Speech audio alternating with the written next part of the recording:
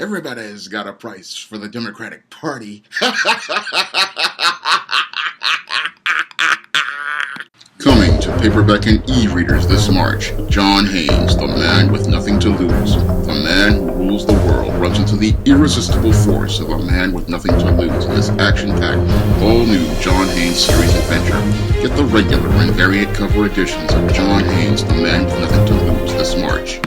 Chuck D, the legendary MC of the rap group Public Enemy, has decided to kick his hype man Flavor Flav out of the group for sending a cease and desist letter to Vermont Senator Bernie Sanders for using their iconic slogan of their 1989 song, Fight the Power, in a poster for a rally he was holding at the Los Angeles Convention Center. Now, when I take a critical examination of this situation where your Chuck D has kicked your Flavor Flav out of the group, I find it to be quite comical because when you consider Flavor Flav's behavior in the past. Now, in the past, your Flavor Flav has participated in a minstrel show known as Flavor of Love, where women were fighting for his attention and his affection.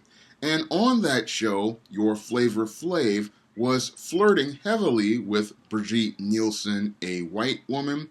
And when you consider the group Public Enemy and what it stood for, what your Flavor Flav was doing on the Flavor of Love show was diametrically opposed to everything the rap group allegedly said it stood for. Because back in the 1980s, when Public Enemy came along, they said they were a pro-black rap group, and they were all about standing up for black empowerment and getting black people to fight against the so-called white establishment. However, your Flavor Flav in later years was out here flirting with Brigitte Nielsen and numerous white women on that minstrel show, Flavor of Love, and your Chuck D gave all of that behavior that was diametrically opposed to everything that Public Enemy allegedly said it stood for a pass.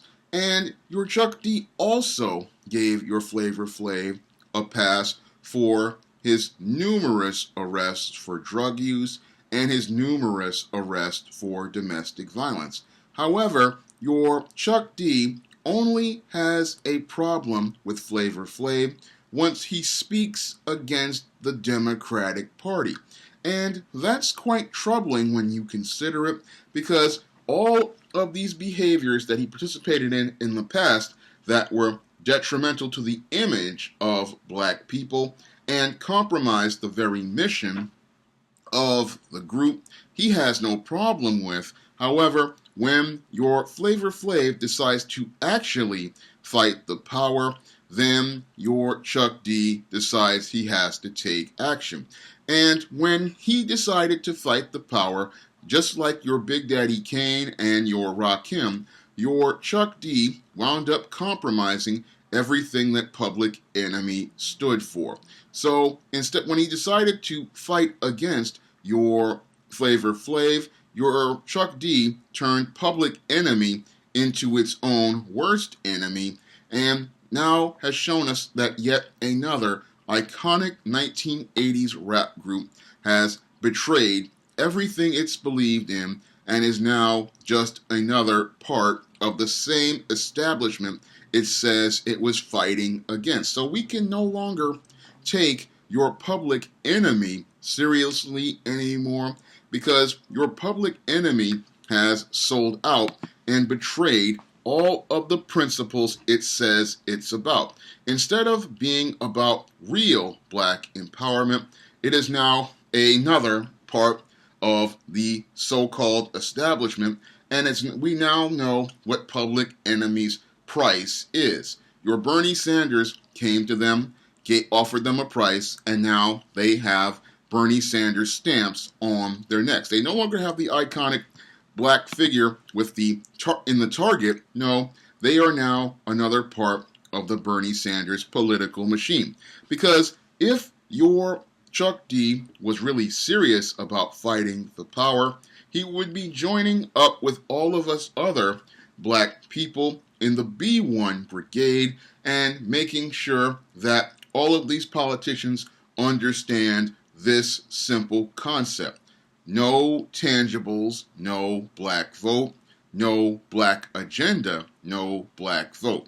But your Chuck D and Public Enemy can be bought for a few crumbs from the Bernie Sanders table, and because they're going to sit there at the Bernie Sanders table, they're going to get scraps from that slave master instead of demanding tangibles from this Democratic Party, because this is how you get something from the table, by having a platform that demands tangibles, not just jumping on any sort of bandwagon for a candidate who has not offered anything in terms of tangibles and has spoken directly against reparations. Now, your Chuck D, he's supposed to be, again, pro-black and supposed to be so radical, and like he did in his iconic song, Fight the Power, but he's going to go along with a man who has clearly stated he is not interested in giving any sort of reparations to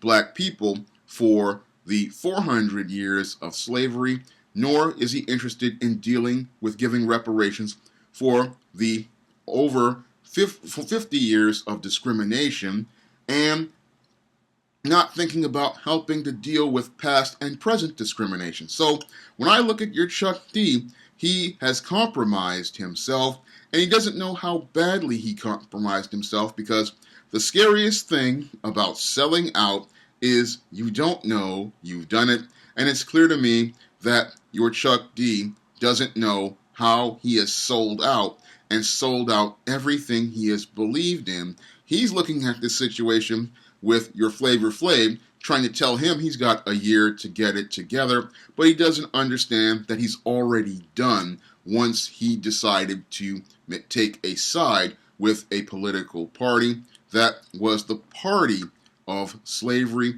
the party that fought in the Civil War to try to preserve slavery, the party that supported the Ku Klux Klan and terrorizing black people, the party that wanted to push Jim Crow and the idea that blacks were second-class citizens, the party that supported the establishment of the welfare state, and the party that has Joe Biden as one of the candidates and created the '94 crime bill, which led to numerous black men being incarcerated and led to the destruction of numerous black families. This is the party that your Chuck D is fighting with, a party that has worked to take black power away from black people, a party that fights against black people, again, showing us all how your Chuck D isn't fighting the power, because your Chuck D is now a part of the establishment. And your Chuck D, he's thinking, oh, this is a radical, this Bernie Sanders, but no, he's not a radical. He's just another tool in the Washington political machine, and he found Chuck D's price, paid for it, and is trying to use your Chuck D as a shill to try to sell the idea that he's so radical. But anybody with critical thinking skills can look past your Chuck D and see the scam being run on black people, and self-aware black people now can see through your Chuck D and see through Bernie Sanders and see through both of them, because if he's supposed to be, again, so pro-black, why is he not on a platform that doesn't choose any candidate? Because the reason why we don't choose any candidate is because none of these candidates are offering us any tangibles. Because if they're not offering tangibles, they don't get any endorsement. If they're not offering tangibles, they don't get any vote. Because as black people who have built this country over 400 years, we are the ones who deserve to get tangibles first. And we deserve to get those tangibles because we built this country. We are the ones who keep the country functional. And we are the ones who deserve to get those tangibles before all of these other groups who have gotten tangibles before us. And again, when you see somebody like Public Enemy being put up there as this so-called rebel group talking about how they're fighting the power, it's clear to me that they're not fighting for our best interest, because anybody who is really about fighting the power is about fighting for tangibles, and they're not going to give any black votes to any political candidate unless they want to support giving us tangibles and a black vote. So when I look at this whole situation with Public Enemy, it just shows how desperate your Bernie Sanders is, how sold out your Public Enemy is, and how people who said they were so against fighting the power are all about fighting for white supremacy, because at the end of the day, it looks like your Public Enemy had its price. And just like the $1 Million Man said many years ago in his gimmick, everybody's got a price for the $1 Million Man. Well, it looks like your Public Enemy had a price, and now we can look at them and say they are no longer about fighting for black power. They're just all about fighting for white supremacy.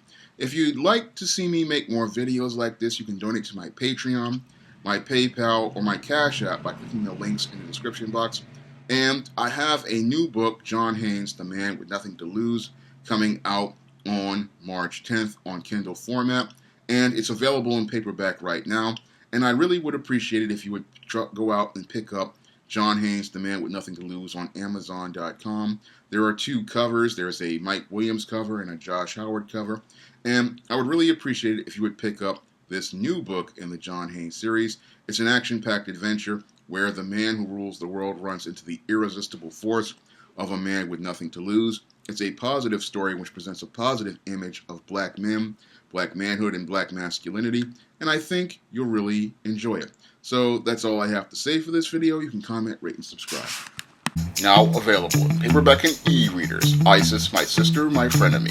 It's a sister act as the goddess next door and the devilish diva team up in this action-packed Isis series adventure. Get Isis, My Sister, My Frenemy in paperback and e-readers everywhere.